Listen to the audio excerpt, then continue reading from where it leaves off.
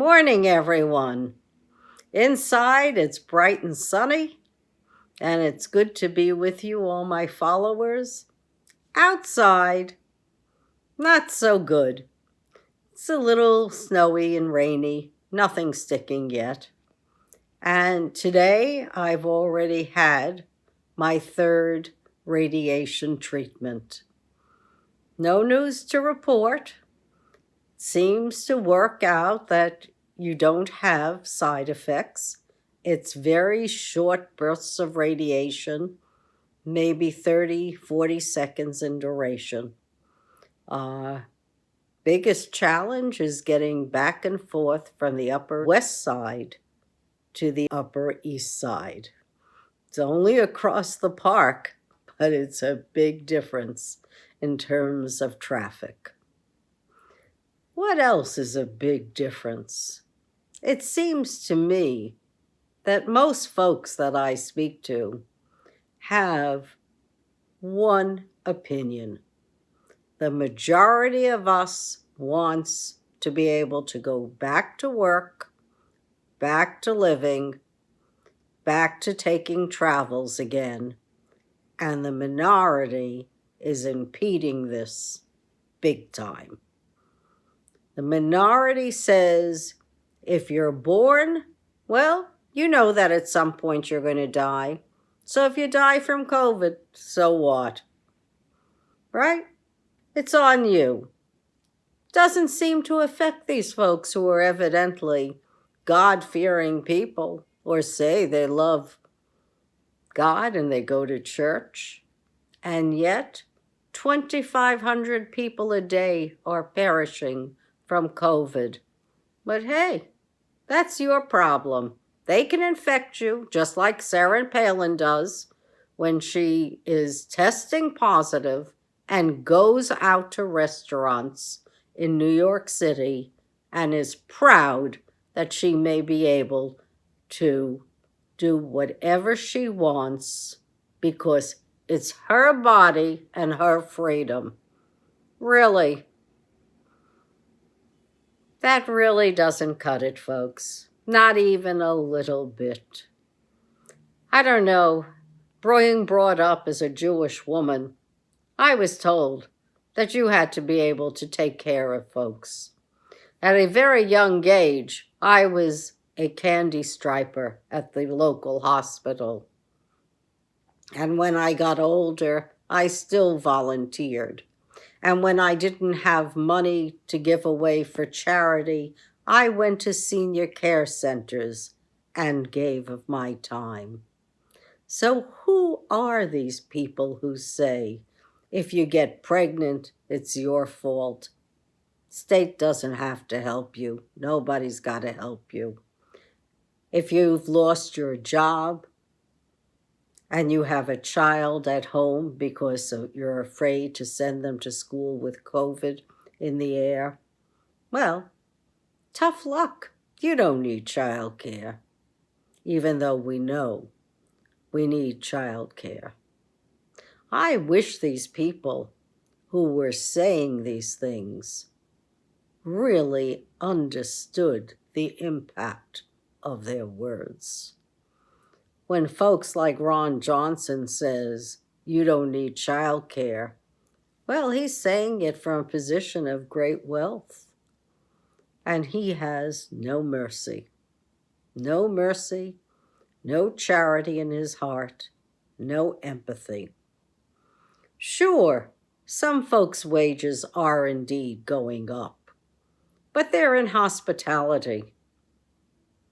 Meanwhile, most people are not even being employed, contrary to what the statistics say.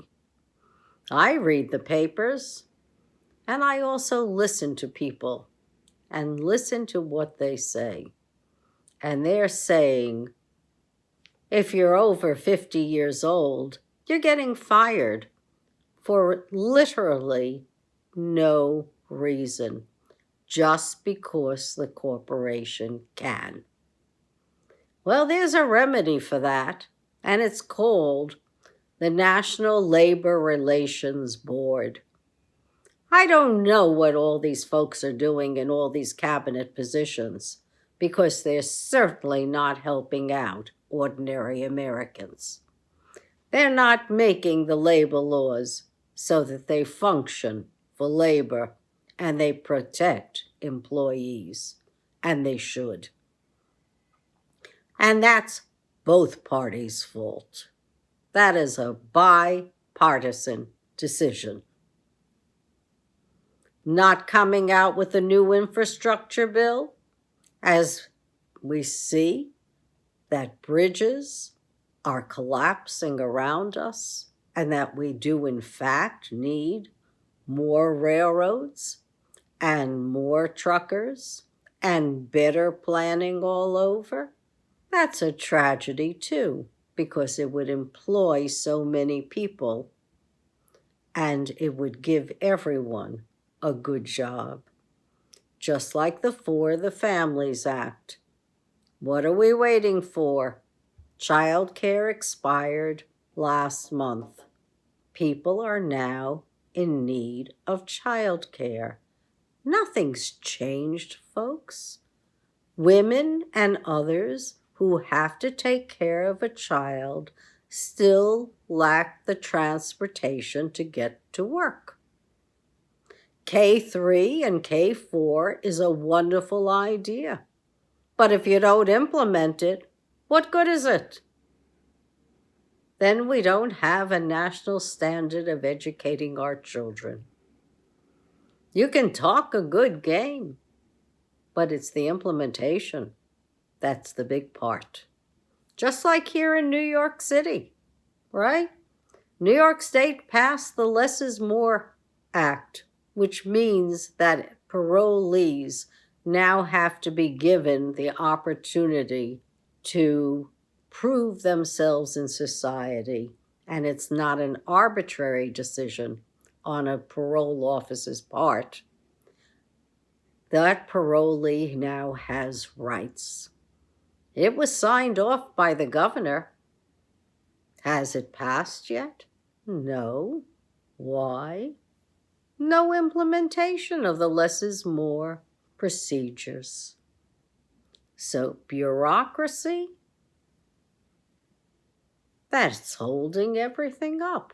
And why, when we have good ideas and the willingness to do what's right for we the people? San Jose, their city council didn't delay too long when they picked up a really good idea, something that I mentioned years ago along with others, I'm sure. Liability insurance for guns and a small service fee for registering that gun. $25. That's actually less of a fee than those charlatans on Spotify, the social media platforms, cable news. Some of these folks are charging a $60 fee to hear their lies about the climate and the vaccine. Big money there. Why do you think they're not off the air? They're making a fortune, and corporate sponsors are flocking to them.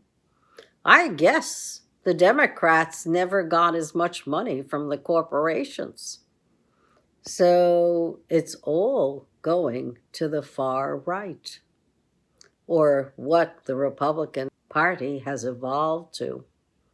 It used to be the Republicans were the party of Lincoln. Now, no. Now they follow a different drummer, their own.